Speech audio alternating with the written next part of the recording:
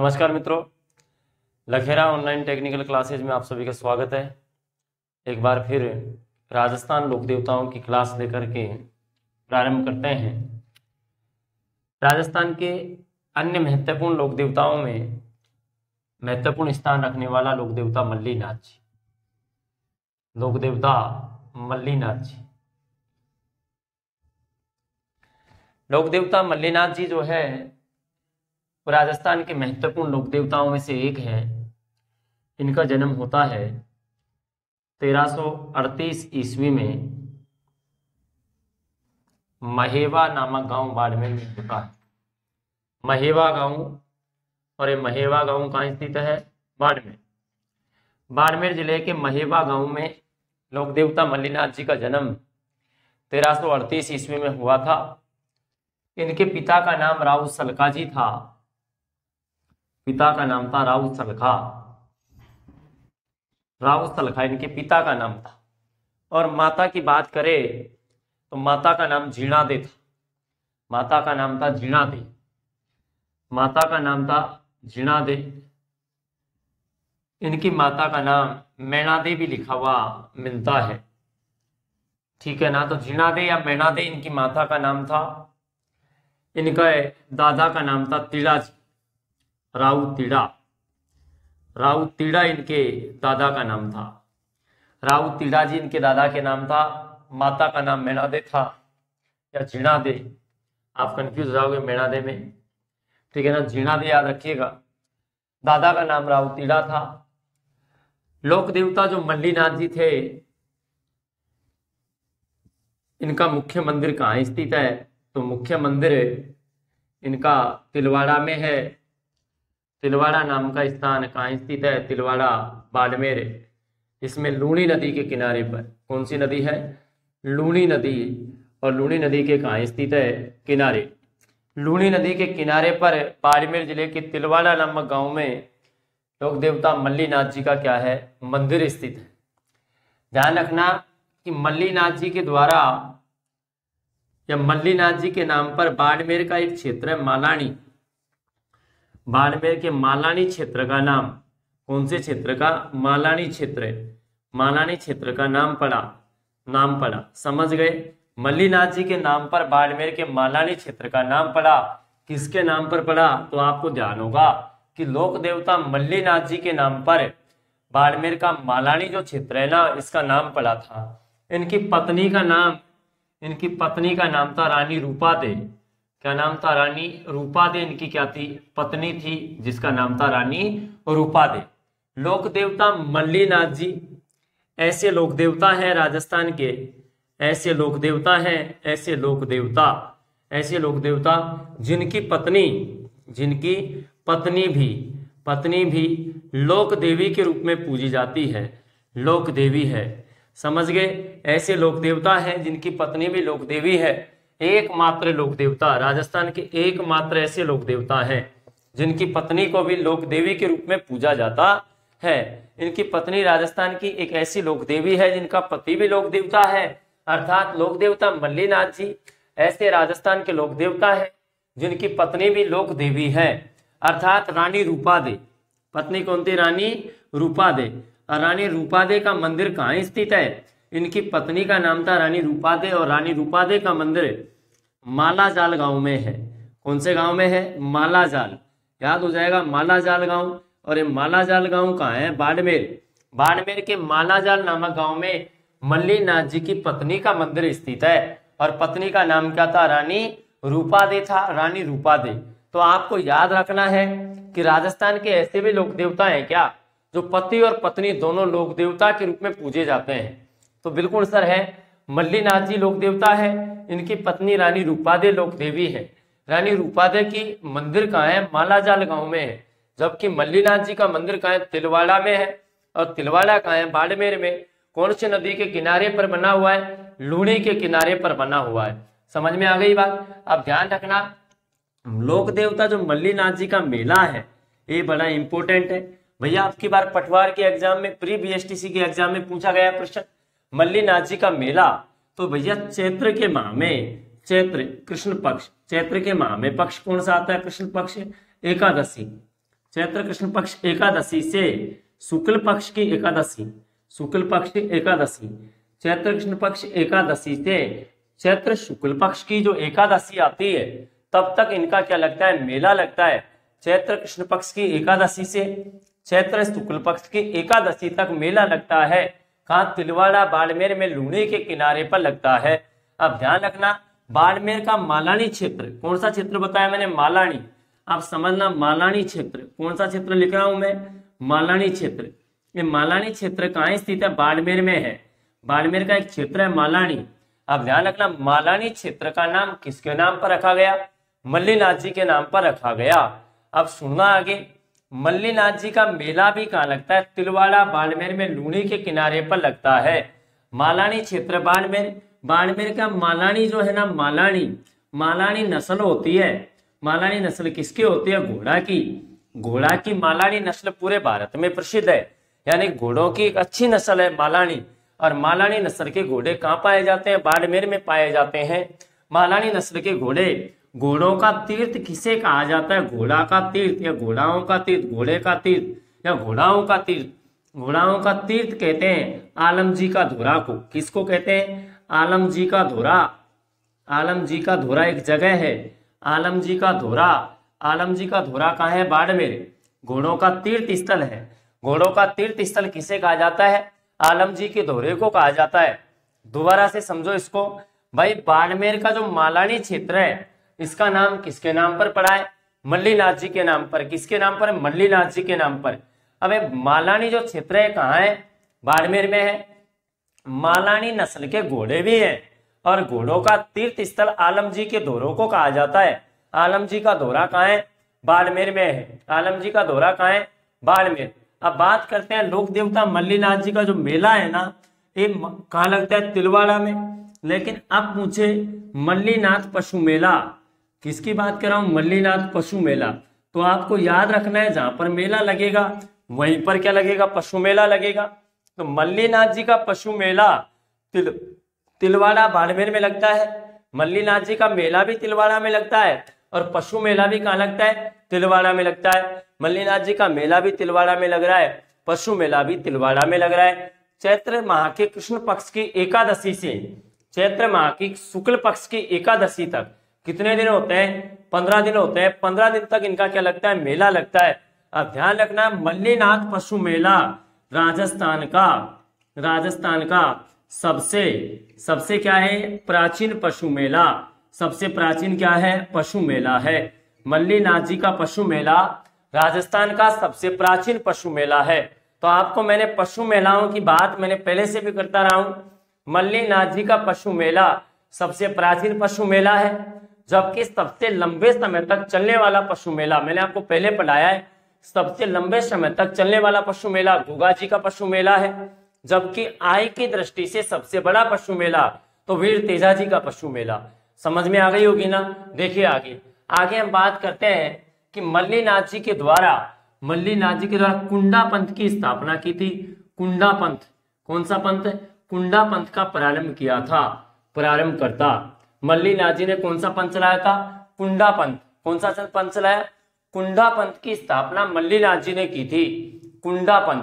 तो आपको याद रखना, कुंडा पंथ का प्रतिपादन किसने किया था, लोक देवता मल्लीनाथ जी ने कुंडा पंथ का प्रतिपादन किया था। अब समझना आगे, लोक देवता जो मल्लीनाथ जी है वो मालवा के शासक, मालवा शासक, कहाँ का शासक है, मालवा। वह दिल्ली के सुल्तान फिरोज शाह तुगलक, मालवा व दिल्ली के शासक फिरोज शाह तुगलक, मालवा व दिल्ली के शासक फिरोज शाह तुगलक की सेना के विरुद्ध गोरक्षा हेतु प्राणों का त्याग किया था। विरुद्ध गोरक्षा हेतु प्राणों का त्याग। किसका त्याग किया, प्राणों का क्या किया, त्याग किया इसने।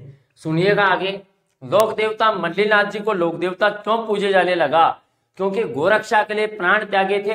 मल्लीनाथ जी ने मालवा के शासक और फिरोज शाह तुगलक की सेना के विरुद्ध में गोरक्षा के लिए युद्ध लड़ते हुए अपने प्राणों को त्याग दिए। इसलिए मल्लीनाथ जी को एक लोक देवता के रूप में क्या किया जाता है, पूजा जाता है। इतनी बात आपको समझ में आ गई होगी।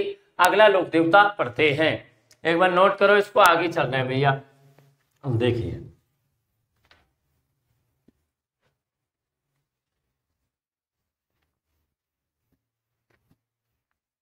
राजस्थान में कई लोक देवता है, छोटे छोटे लोक देवता है। आगे समझिए अगला लोक देवता के बारे में, ठीक है ना। देखिए राजस्थान में लोक देवताओं की कोई कमी नहीं है। अगला लोक देवता आता है लोक देवता इलाहाजी। कौन से लोक देवता है? इलाहाजी, इलाहाजी लोक देवता, लोक देवता इलाहाजी। और लोक देवता इलाहाजी को छेड़छाड़ के देवता कहते हैं। इनको कहते हैं छेड़छाड़ के देवता। क्या कहा जाता है? छेड़छाड़ के देवता कहा जाता है इलाहाजी को, ठीक है ना। इन्हें छेड़छाड़ के देवता कहते हैं। लोक देवता इलाहाजी को छेड़छाड़ के देवता के नाम से जाना जाता है। तो छेड़छाड़ के देवता किसे कहा जाता है? इलाहाजी को कहा जाता है छेड़छाड़ के देवता इलाहाजी। ये इलाहाजी कौन थे? तो भैया आपने सुना होगा हिरण्यकश्यप। किसका नाम? हिरण्यकश्यप। ये हिरण्यकश्यप, हिरण्यकश्यप और हिरण्यकश्यप की बहन, हिरण्यकश्यप की बहन, हिरण्यकश्यप की बहन का नाम क्या था? होलिका। क्या नाम था? होलिका। और होलिका का होने वाला पति था, होने वाला क्या था? पति। इलाहाजी कौन था? हिरण्यकश्यप की बहन थी जिसका नाम था होलिका। और ये हिरण्यकश्यप कौन था? तो आप लोगों ने पढ़ा होगा ना, ये ना तो दिन में मरेगा ना रात में मरेगा, ठीक है ना। ना धरती पर मरेगा ना आसमान पर मरेगा, और ना अंदर मरेगा ना बाहर मरेगा। फिर इसकी मृत्यु किसने की थी? हिरण्यकश्यप की हत्या की थी किसने? भगवान विष्णु ने। और भगवान विष्णु ने नरसिंह अवतार, सुना है ना आपने? नरसिंह भगवान, आधा शरीर आदमी का आधा शेर का। तो नरसिंह भगवान ने हिरण्यकश्यप की हत्या की थी, वो हिरण्यकश्यप है। हिरण्यकश्यप की बहन थी होलिका। तो होलिका के साथ में इनका विवाह तय हो गया। लेकिन विवाह से पहले होलिका के भतीजे का नाम क्या था? प्रहलाद। भतीजे का नाम था प्रहलाद, ठीक है ना। प्रहलाद के साथ में सती होने की तैयारी इसने कर ली। तो होलिका तो क्या हो गई? सती हो गई। लेकिन प्रहलाद क्या हो गया? बच गया। समझ गए ना?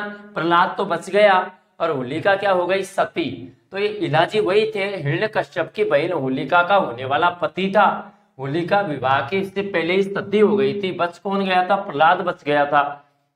अब सुनना, बाद में इलाहाजी ने, होलिका सती हो गई तो होलिका के राख के साथ में विवाह किया। समझ में आ गई ना? अब ध्यान रखना, इनकी इलाहाजी की सवारी कहाँ निकाली जाती है? इलाहाजी की सवारी, इलाहाजी की सवारी निकाली जाती है भैया बाड़मेर में। इलाहाजी की सवारी कहाँ निकाली जाती है? बाड़मेर। अब सुनना, मारवाड़ क्षेत्र में प्रमुखतः मारवाड़ में कुंवारी कन्याएं, मारवाड़ में कुंवारी कन्याएं, मारवाड़ में कुंवारी कन्याएं, समझना, अच्छे पति की कामना के लिए, अच्छे पति की कामना, समझ गए। मारवाड़ में कुमारी कन्याएं अच्छे पति की कामना के लिए एवं कुंवारे लड़के, एवं कुंवारे लड़के अच्छी पत्नी की कामना के लिए, अच्छी पत्नी की किसके लिए? कामना के लिए इलाहाजी की पूजा करते हैं। किसकी पूजा करते हैं? इलाहाजी की क्या करते हैं? पूजा। समझ गए ना? पूजा करते हैं। अब देखो बेटा एक बार इधर से, इलाहाजी को छेड़छाड़ के क्या कहा जाता है? इन्हें छेड़छाड़ के देवता कहा जाता है। ये इलाहाजी थे कौन? तो आपने पढ़ा होगा हिरण्यकश्यप। हिरण्यकश्यप की बहन का नाम क्या था? होलिका। क्या नाम था? होलिका। और होलिका क्या होने वाला पति था जिसका नाम क्या था? इलाहाजी था। अरे हिरण्यकश्यप की बहन होलिका और होलिका का होने वाला पति इलाहाजी था। इलाहाजी को छेड़छाड़ का देवता कहते हैं। अब ध्यान रखना, होलिका सती हो गई थी, लेकिन होलिका का भतीजा प्रहलाद सती यानी होलिका के साथ में, जब होलिका सती होने को जाती प्रहलाद को साथ लेकर, लेकिन प्रहलाद तो बच गया। इसने क्या किया? होलिका की किससे? राख से, यानी राख से विवाह किया। इलाहाजी की सवारी बाड़मेर में निकाली जाती है और मारवाड़ में कुंवारी कन्याएं अच्छे पति की कामना करने के लिए किसकी पूजा करते हैं? तो इलाहाजी की क्या करती हैं? पूजा करती हैं। समझ में आ गई ना? आगे देखिए अगला लोक देवता, देखिए भाई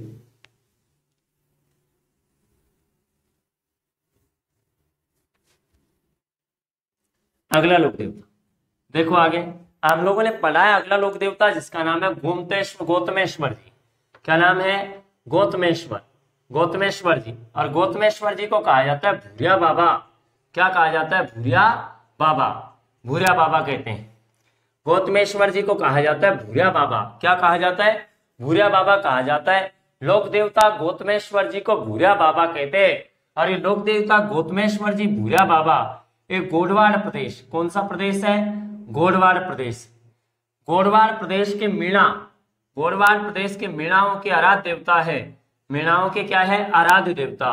गोडवाड़ प्रदेश के मीणाओं के आराध्य देवता गौतमेश्वर जी हैं और गौतमेश्वर जी को भूरिया बाबा के नाम से जाना जाता है।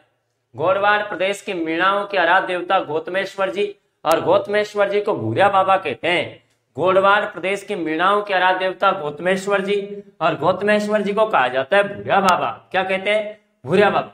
तो सर ये गोडवाड़ प्रदेश क्या है? भूगोल में जब आप लोगों ने पढ़ा होगा या भूगोल में जब नदियां पढ़ी होगी तो आपने लूनी नदी को पढ़ी थी, तो आपने पढ़ा था कि लूनी नदी के प्रवाह क्षेत्र वाला, यानी प्रवाह जो क्षेत्र है ना, लूनी नदी का जो बहाव क्षेत्र है उसे किस नाम से जाना जाता है? उसे गोडवाड़ प्रदेश कहा जाता है। लूनी नदी, हाँ लूनी नदी जो है पश्चिमी राजस्थान की गंगा जिसको कहा जाता है लूनी नदी, लूनी नदी के प्रवाह क्षेत्र को गोडवाड़ प्रदेश कहते हैं। तो गोडवाड़ प्रदेश के मीणाओं के आराध्य देवता कौन से है? गौतमेश्वर जी है, जिन्हें भूरिया बाबा के नाम से जाना जाता है। समझना आगे। अब इनका मुख्य मंदिर तो कहाँ है? मुख्य मंदिर भैया इनका मुख्य मंदिर कहाँ है? पोसलिया गांव में। कौन से गांव में है? पोसलिया गांव। और सर जी पोसलिया गांव कहाँ है? तो भैया पोसलिया गांव सिरोही में है। कहाँ है? सिरोही में। सिरोही में यहाँ पर एक रेल मार्ग जाता है। कौन सा? मुंबई अहमदाबाद मार्ग पर इनका मंदिर बना हुआ है। मुंबई अहमदाबाद रेल मार्ग, अहमदाबाद रेल मार्ग पर इनका मंदिर है। ठीक है ना? इस रेल मार्ग के किनारे पर बिल्कुल मार्ग पर इनका एक मंदिर है। मुख्य मंदिर तो इनका पोसलिया गांव में है और पोसलिया गांव सिरोही में है। जबकि एक अन्य मंदिर भी है। एक क्या है? अन्य मंदिर। दो मंदिर हो गए। भूरिया बाबा के दो मंदिर हैं भैया। अन्य मंदिर कहाँ है? अरनोद में है। अरनोद, अरनोद नाम की जगह कहाँ है? प्रतापगढ़ में है। अरनोद प्रतापगढ़ में एक नदी है सूकड़ी। कौन सी नदी है? सूकड़ी नदी। कौन सी? सूकड़ी नदी के कहाँ है? किनारे। अरनोद प्रतापगढ़ में सूकड़ी नदी के किनारे पर इनका अन्य मंदिर बना हुआ है। अरनोद प्रतापगढ़ में जो सूकड़ी नदी है ना, उस सूकड़ी नदी के किनारे पर इनका दूसरा मंदिर है। जबकि मुख्य मंदिर तो पोसलिया गांव में है और पोसलिया गांव सिरोही में है। और सिरोही जिले में जिस पोसलिया गांव में मंदिर है, यह मंदिर मुंबई अहमदाबाद रेल मार्ग पर बना हुआ है। देखिए आगे। गौतमेश्वर जी मीणा जनजाति के लोग, अपने पूर्वी राजस्थान वाले मीणा नहीं, ये तो इसको उठा करके ले जाए, समझ रहे हो ना। लेकिन भैया ये गौतमेश्वर जी की बात कर रहा हूं गोडवाड़ प्रदेश के। कौन से प्रदेश के भैया? गोडवाड़ प्रदेश। गोडवाड़ प्रदेश, गोडवाड़ प्रदेश के मीणा जनजाति के लोग। ठीक है ना? गोडवाड़ प्रदेश की, पूर्वी राजस्थान वालों की बात नहीं कर रहा। कौन से मीणाओं की बात कर रहा हूं? गोडवाड़ प्रदेश के मीणा जनजाति के लोग गौतमेश्वर जी या भूरिया बाबा, गौतमेश्वर जी या भूरिया बाबा के चढ़ी केसर को पीकर कभी झूठ नहीं बोलते हैं। चढ़ी केसर को पीकर कभी झूठ नहीं बोलते हैं। कभी झूठे नहीं बोलते हैं। याद रखना भैया इसको। गोडवाड़ प्रदेश के मीणा जनजाति के लोग भगवान गौतमेश्वर जी या भूरिया बाबा की चढ़ी केसर को पी करके कभी भी क्या नहीं बोलते हैं? झूठ नहीं बोलते हैं। तो थोड़ा सा ध्यान रखना। गोडवाड़ प्रदेश के मीणा जनजाति के लोग भगवान गौतमेश्वर जी या भूरिया बाबा के जो केसर चढ़ाई जाती है, उस केसर को पी करके कभी क्या नहीं बोलते हैं? झूठ बिल्कुल भी नहीं बोलते हैं। देखिए आगे। लोक देवता जो गौतमेश्वर जी या भूरिया बाबा है, आगे समझना। इसका मेला कब लगता है? इसका मेला लगता है वैशाख के माह में। और वैशाख के माह की क्या आती है? पूर्णिमा। वैशाख मास की पूर्णिमा के दिन भगवान गौतमेश्वर जी का मेला लगता है। और भूरिया बाबा का मेला कहाँ लगता है? तो पोसलिया गांव सिरोही में, और कहाँ लगता है? अरनोद प्रतापगढ़ में। दो जगह पर इनका क्या लगेगा? मेला लगेगा। सुनना आगे। इनके राजस्थान का एकमात्र ऐसा मेला जिसमें वर्दीधारी पुलिस कर्मियों का प्रवेश निषेध होता है। राजस्थान का एकमात्र मेला है राजस्थान का एकमात्र मेला, कौन सा मेला है? एकमात्र है राजस्थान का एकमात्र मेला जिसमें वर्दीधारी पुलिसकर्मी, कौन से पुलिसकर्मी है? वर्दीधारी पुलिसकर्मी, वर्दीधारी पुलिसकर्मियों का प्रवेश क्या होता है? इसका प्रवेश निषेध होता है। क्यों होता है समझना, प्रवेश निषेध। अब ध्यान रखना, तुम लोग नहीं जा सकते, निषेध है। पुलिस वाले बन जाओगे तो भी नहीं जा सकते हो भैया, घटना घट सकती है, समझना क्यों। अब ध्यान रखना, गोडवाड़ प्रदेश के मीणा जनजाति के जो लोग हैं, ये अपने वाले पूर्वी राजस्थान के मीणाओं की बात नहीं कर रहा। कौन से मीणाओं की? गोडवाड़ प्रदेश। क्योंकि इस मेले में गोडवाड़ प्रदेश के युवक और युवतियां कौन सी जनजाति के? मीणा। तो समझना, इस मेले में, कौन से मेले में? गौतमेश्वर जी के मेले में गोडवाड़ प्रदेश के मीणा जनजाति के युवक युवतियां, प्रदेश को याद रखना, गोडवाड़ प्रदेश के कौन सी जनजाति पढ़ा रहा हूं? मीणा जनजाति। तो गोडवाड़ प्रदेश के मीणा जनजाति के युवक युवतियां, के युवक व युवतियां यानी लड़के और लड़कियां, युवतियां अपने जीवन साथी का चयन करते हैं, अपने जीवन साथी का चयन करते हैं, साथी का क्या करते हैं? चयन करते हैं, ठीक है ना। अब ध्यान रखना मेरी बात को, तो सर जीवन साथी का चयन करते हैं, समझ गए ना। इसलिए इस मेले में वर्दीधारी पुलिसकर्मियों का प्रवेश क्या माना जाता है? निषेध माना जाता है। अब सुनना इसमें एक बात को, वर्दीधारी पुलिसकर्मियों का प्रवेश क्यों निषेध है? अब ध्यान रखना, फिर मेले की व्यवस्था कौन देखता है? तो गोडवाड़ प्रदेश के जो मीणा जनजाति के पंच पटेल है, वहां के जो मंदिर कमेटी है, मंदिर कमेटी द्वारा नियुक्त मीणा जनजाति के जो सदस्य है ना, वो इस मेले की व्यवस्थाओं को देखते हैं। इसलिए यहाँ पर, ठीक है ना, वर्दीधारी पुलिसकर्मियों का प्रवेश निषेध माना जाता है। तो आपको याद रखना है कि राजस्थान का एकमात्र ऐसा मेला जिस मेले में, मंदिर की बात नहीं की, मेले में वर्दीधारी पुलिसकर्मियों का प्रवेश निषेध माना जाता है, उसका नाम क्या है? उसका नाम क्या है? उसका नाम भगवान गौतमेश्वर जी है। क्या नाम है? भगवान गौतमेश्वर जी। समझ में आ गई? आगे चल रहे हैं, देखो मिटा रहा हूं इसको, देखो आगे। अगला जो लोक देवता आता है उसका नाम क्या है? उसका नाम है लोक देवता तल्लीनाथ जी। मैंने पहले आपको पढ़ाया था मल्लीनाथ जी। अब आता है अगला लोक देवता जिसका नाम क्या है? उसका नाम है तल्लीनाथ। क्या नाम है? तल्लीनाथ जी। देखो लोक देवता तल्लीनाथ जी, इसका नाम है तल्लीनाथ जी, ठीक है ना। लोक देवता तल्लीनाथ, पहले हमने पढ़ा मल्लीनाथ। लोक देवता जो तल्लीनाथ जी है, इसे क्या कहते हैं? इसे जालोर का लोक देवता कहते हैं। किसका लोक देवता कहते हैं? जालोर के लोक देवता। जालोर के लोक देवता कहा जाता है इसको। जालोर क्षेत्र के लोक देवता, राजस्थान का जो जालोर क्षेत्र है उसका लोक देवता कहते हैं तल्लीनाथ जी को। इन्हें प्रकृति के प्रेमी कहते हैं, प्रकृति के प्रेमी लोक देवता। प्रकृति के प्रेमी लोक देवता के नाम से किसे जाना जाता है? बहुत महत्वपूर्ण प्रश्न है।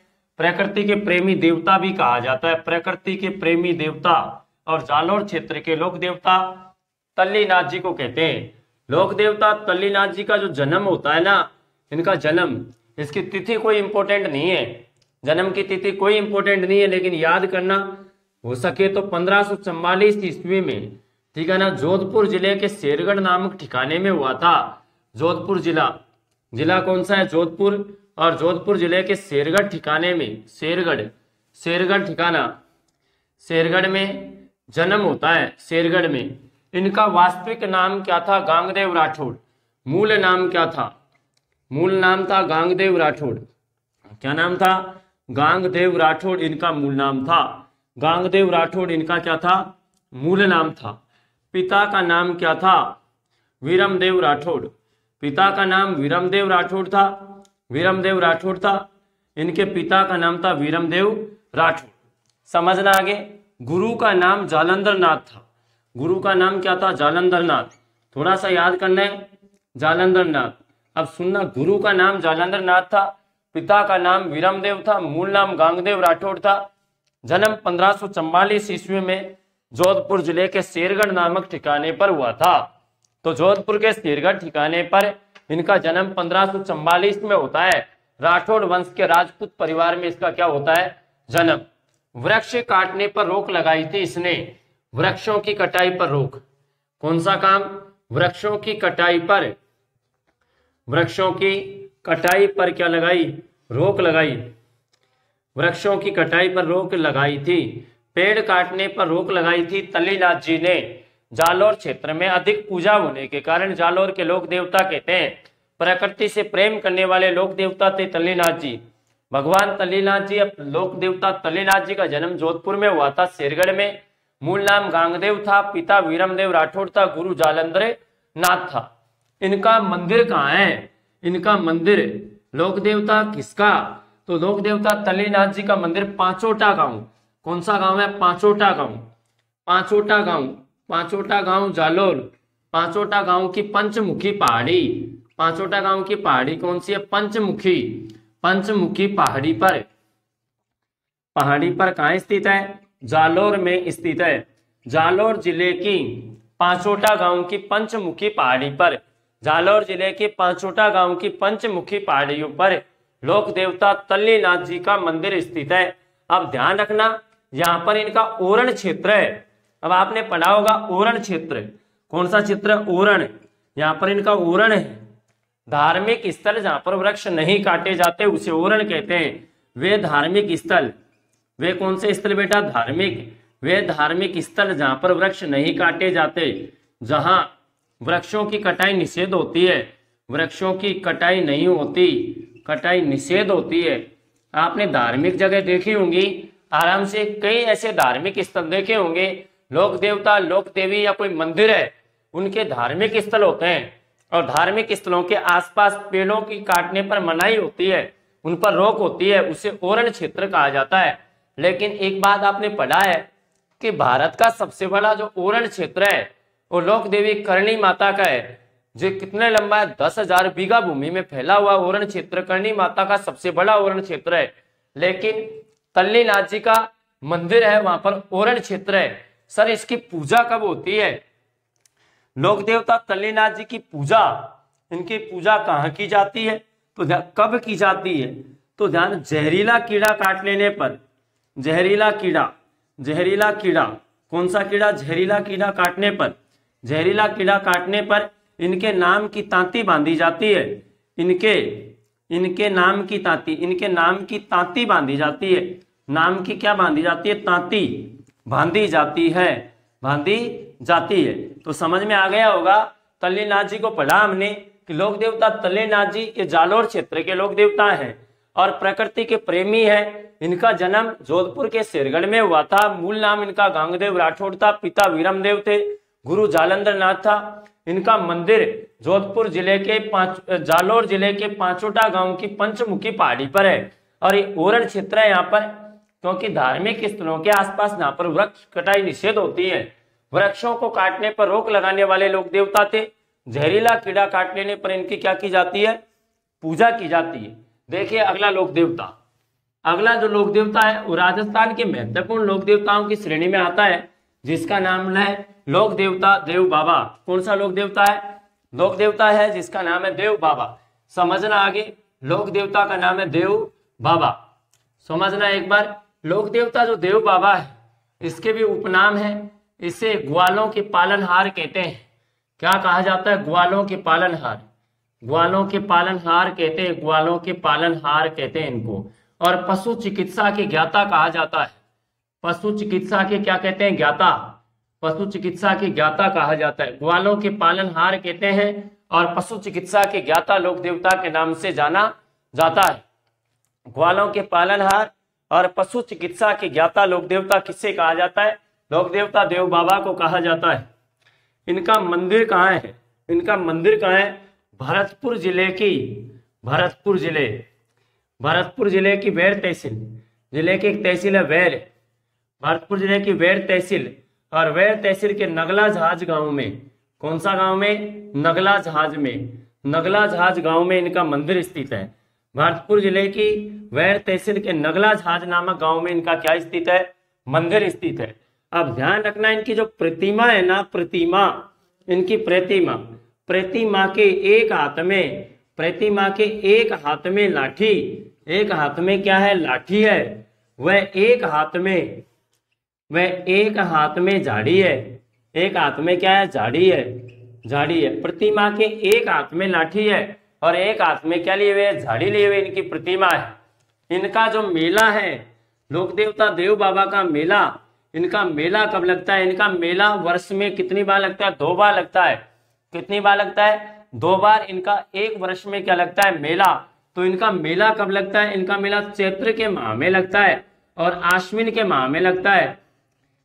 चैत्र और आश्विन, चैत्र शुक्ल पक्ष की पंचमी, चैत्र शुक्ल पक्ष पंचमी, शुक्ल पक्ष क्या है? पंचमी है। और आश्विन शुक्ल पक्ष पंचमी, चैत्र और आश्विन शुक्ल पक्ष की क्या है? पंचमी है। वर्ष में 2 बार इनका क्या लगता है? मेला। देव बाबा की बहन का नाम क्या था? बहन, इनकी बहन का नाम था एलादी। क्या नाम था? बोलो यार। एलादी इनकी किसका नाम था? बहन का। अब ध्यान रखना, स्वयं की मृत्यु के बाद, स्वयं यानी किसकी मृत्यु? देव बाबा लोक देवता की मृत्यु, स्वयं की मृत्यु के बाद, ध्यान रखना, मृत्यु के बाद इनकी बहन के, यानी इनकी बहन के क्या भरा है इसने? मायरा। मायरा, राजस्थानी भाषा में मायरा किसे कहा जाता है? भात को कहा जाता है। तो मैंने आपको पढ़ाया है कौन सा लोक देवता? लोक देवता देव बाबा। इन्हें ग्वालों के क्या कहते हैं? पालनहार कहते हैं। पशु चिकित्सा की ज्ञाता कहते हैं। भरतपुर जिले की वैर तहसील के नगला जहाज गांव में इनका क्या है? मंदिर है। प्रतिमा के एक हाथ में लाठी और एक हाथ में क्या है? झाड़ी है। प्रतिमा के एक हाथ में क्या है? लाठी है, एक हाथ में झाड़ी है। इनका मेला चैत्र शुक्ल पक्ष की पंचमी और आश्विन शुक्ल पक्ष की पंचमी को एक वर्ष में कितनी बार लगता है? 2 बार लगता है। तो समझ में आ गया होगा। अगला लोक देवता देखिए। अब ध्यान रखना, राजस्थान के जो जितने भी लोक देवता हैं, अक्सर एग्जाम में जहां से प्रश्न आते हैं ना, लगभग सभी लोक देवताओं से प्रश्न एग्जाम में पूछे जाते हैं। महत्वपूर्ण टॉपिक है, समझ रहे हो। सभी राजस्थान की जितनी भी एग्जाम है, सभी के लिए बराबर तरीके से महत्वपूर्ण टॉपिक है। देखना आगे। हाँ जी, अगला जो लोक देवता आता है वो आता है लोक देवता देव नारायण जी। कौन सा लोक देवता है? लोक देवता देव नारायण जी। ठीक है ना। देखिए एक बार, लोक देवता जो देव नारायण जी है, इनके काफी उपनाम है। इनके कई उपनामों से इनको जाना जाता है। लोक देवता देवनारायण जी को किन किन उपनामों से जाना जाता है? इन्हें विष्णु का अवतार कहते हैं। ये उपनाम इनके महत्वपूर्ण है। इन्हें विष्णु भगवान के अवतार, विष्णु के अवतार कहा जाता है। राज्य क्रांति के जनक कहते हैं इसको, राज्य क्रांति के जनक, राज्य क्रांति के इनको जनक कहा जाता है। राज्य क्रांति के इनको जनक कहते हैं। विष्णु का इन्हें अवतार माना जाता है। इन्हें गुर्जर जाति के आराध्य देवता कहते हैं। गुर्जर जाति के आराध्य देवता इन्हें कहा जाता है। गुर्जर जाति के आराध्य देवता इनको कहते हैं। और इन्हें आयुर्वेद चिकित्सा का ज्ञाता कहते हैं। आयुर्वेद चिकित्सा के ज्ञाता, चिकित्सा के क्या कहा जाता है? ज्ञाता कहा जाता है। आयुर्वेदिक चिकित्सा के ज्ञाता, गुर्जर जाति के आराध्य देव, राज्य क्रांति के जनक और विष्णु के अवतार आदि उपनामों से किसे जाना जाता है? लोक देवता देव नारायण जी को जाना जाता है। बात क्लियर समझ में आ गई होगी ना आपको। देव नारायण जी के उपनाम आपको पढ़ने होंगे। अब बात करते हैं इनके जन्म की, कि इनका जन्म कहां पर हुआ था। इनका जन्म हुआ गांव गोठा दड़ावता। गांव कहां पर हुआ? गोठा दड़ावता में। गोठा दड़ावता, गांव गोठा दड़ावता, तहसील आसिंद। तहसील कौन सी है? आसिंद। जिला भीलवाड़ा। जिला कौन सा है? भीलवाड़ा। भीलवाड़ा में नदी कौन सी है? खारी। खारी नदी। कौन सी नदी है? खारी नदी के किनारे पर इनका क्या होता है? जन्म होता है। ठीक है ना। इनका जन्म गांव गोठा दड़ावता, तहसील आसिंद, जिला भीलवाड़ा में खारी नदी के किनारे पर हुआ था। पिता का नाम क्या था? पिता का नाम था बगड़ावत सवाई भोज। ठीक है ना। अब ध्यान रखना, राजस्थान में पिता पुत्रों की जोड़ी लोक देवता कौन कौन से हैं? तो देवनारायण जी, इनके पिता भी लोक देवता और इनके पुत्र देवनारायण जी भी लोक देवता। एक और पिता पुत्र आते हैं, गोगा जी लोक देवता, गोगा जी के पुत्र भी लोक देवता। गोगा जी और केसरिया कंवर जी पिता पुत्र है और सवाई भोज और देवनारायण जी दोनों पिता पुत्र लोक देवता हैं। समझ में आ गई ना। पिता सवाई भोज था जो भी लोक देवता था। माता का नाम सिडू था। माता का नाम क्या था? सिडू। ठीक है ना। इनके गोत्र का नाम था खटाना, तो सिड्डू खटानी कहा जाता है इसको। मूल नाम उदल था, मूल नाम क्या था? उदल, जिसको उदय सिंह भी कहा जाता है, उदय सिंह था। समझ में आ गई बात? मूल नाम इसका उदय सिंह या उदल था, माता सिड्डू थी, पिता सवाई भोज बगलावत था। सुनना आगे। लोक देवता जो भगवान देवनारायण जी है, भगवान देवनारायण का जो पालन पोषण है, इनका पालन पोषण कहां पर हुआ था? देवास नामक स्थान पर हुआ था। और ये देवास कहां स्थित है? मध्य प्रदेश में इनका क्या होता है? पालन पोषण होता है। अब देखिए आगे, लोक देवता जो देवनारायण जी है, इनके द्वारा सुनना, धार मध्य प्रदेश के राजा जयसिंह और उनकी पुत्री पीपलदेव को आयुर्वेदिक चिकित्सा के माध्यम से स्वस्थ लाभ इन्होंने प्रदान किया था। यानी देवनारायण जी के द्वारा कहाँ का राजा था? धार का, धार के राजा, या मैं उज्जैन भी कह सकता हूं, मध्य प्रदेश, धार के राजा जयसिंह और जयसिंह की पुत्री पीपलदेव, क्या नाम था? पीपलदेव को आयुर्वेदिक चिकित्सा से स्वस्थ लाभ दिया, चिकित्सा से क्या दे दिया? स्वस्थ किया। इसलिए इनका विवाह किसके साथ में कर दिया? पीपलदेव के साथ में किया गया था। पत्नी का नाम एग्जाम में पूछता है, तो पत्नी का नाम क्या था? पीपलदेव, इनकी पत्नी का क्या था? नाम था। क्लियर होती है बात? सुनिए आगे। लोक देवता जो देवनारायण जी है, लोक देवता देवनारायण जी, इनका मुख्य मंदिर कहाँ स्थित है? इतनी बात तो समझ में आ गई होगी।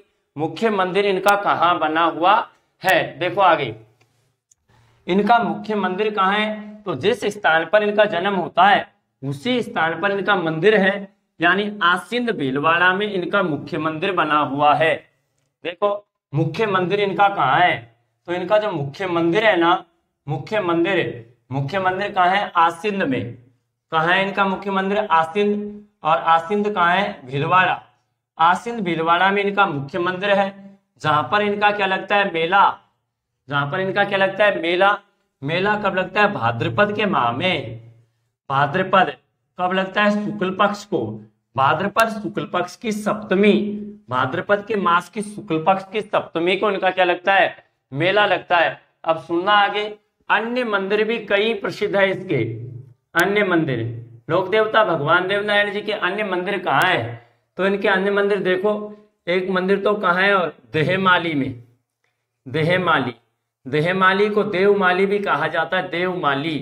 देवमाली या देहमाली, देह का मतलब शरीर होता है, शरीर का जहां पर त्याग किया वहां पर मंदिर है। देहमाली या देहमाली ये कहाँ है? अजमेर में इनका एक मंदिर है। एक और अन्य मंदिर कहाँ है? देवडूंगरी। ये देवडूंगरी नाम की जगह कहाँ है? चित्तौड़गढ़ में। अब सुनना एक बार, देवडूंगरी चित्तौड़गढ़ के जो मंदिर का निर्माण किसने करवाया? निर्माण करवाया था मेवाड़ का राणा सांगा, मेवाड़ के राणा सांगा द्वारा। मेवाड़ का राणा जो सांगा है ना, सांगा द्वारा इनके अन्य मंदिर का क्या करवाया? निर्माण करवाया। कहाँ करवाया? देवडूंगरी चित्तौड़गढ़ में इनका जो अन्य मंदिर है, देवडूंगरी चित्तौड़गढ़ में जो इनका अन्य मंदिर है, इस मंदिर का निर्माण किसने करवाया? मेवाड़ के महाराणा सांगा ने देवडूंगरी चित्तौड़गढ़ में भगवान देवनारायण जी का अन्य मंदिर बनवाया। मेवाड़ के राणा सांगा के आराध्य देवता है राणा सांगा, और राणा सांगा के ये क्या हो गए भाई? आराध्य। राणा सांगा के क्या है? आराध्य। थोड़ा दोबारा से देखिए, राणा सांगा के आराध्य देवता है भगवान देवनारायण जी। सुनो आगे, अगला मंदिर कहाँ है? इसका अगला मंदिर है देवधाम में। कहाँ है? देवधाम कहाँ है? जोधपुरिया गांव में। कौन सा गांव में है? जोधपुरिया गांव। और जोधपुरिया गांव कहाँ है? निवाई में। कहाँ है? निवाई। और निवाई कहाँ है? टोंक। तो देवधाम, जोधपुरिया, निवाई, टोंक में इनका एक और मंदिर है। अन्य मंदिर कहाँ है? देवास में। देवास कहाँ है? एमपी। देवास मध्य प्रदेश में। ध्यान रखना, इनके मंदिर में प्रतिमा के स्थान पर, मंदिर में प्रतिमा के स्थान पर सुन लेना, प्रतिमा के स्थान पर ईंटों की पूजा। किसकी पूजा? ईंटों की पूजा। राजस्थान का ऐसा लोक देवता जिसके मंदिर में प्रतिमा के स्थान पर ईंटों की पूजा की जाती है, तो कौन सा लोक देवता है? जिनके मंदिर में प्रतिमा के स्थान पर ईंटों की पूजा होती है वह लोक देवता है देवनारायण जी। जिनके मंदिर में प्रतिमा की जगह पर किसकी पूजा की जाती है? ईंटों की। मुख्य मंदिर आसीन भीलवाड़ा में है। मेला भाद्रपद शुक्ल पक्ष की सप्तमी को लगता है। अन्य मंदिर देवमाली या देवमाली अजमेर में है।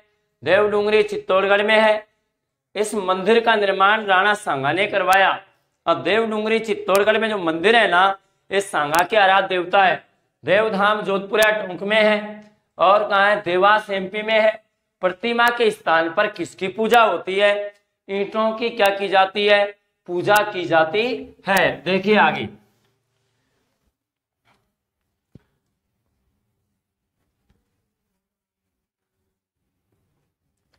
देखो अब आगे बात आएगी लोक देवता देवनारायण जी की फड़ की। यदि बात करें देवनारायण जी की फड़, देवनारायण जी की फड़, देवनारायण जी की फड़ की हम बात करते हैं तो फड़ की मैंने पहले बात की।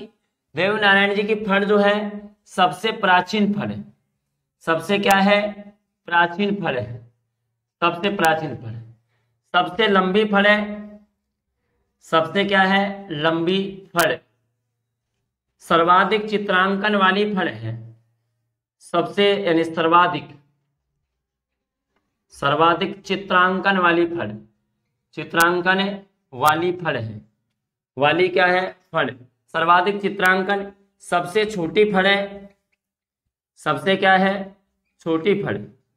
सबसे छोटी फड़ है। समझना एक बार, सर्वाधिक चित्रांकन वाली फड़ है, सबसे छोटी फड़ है।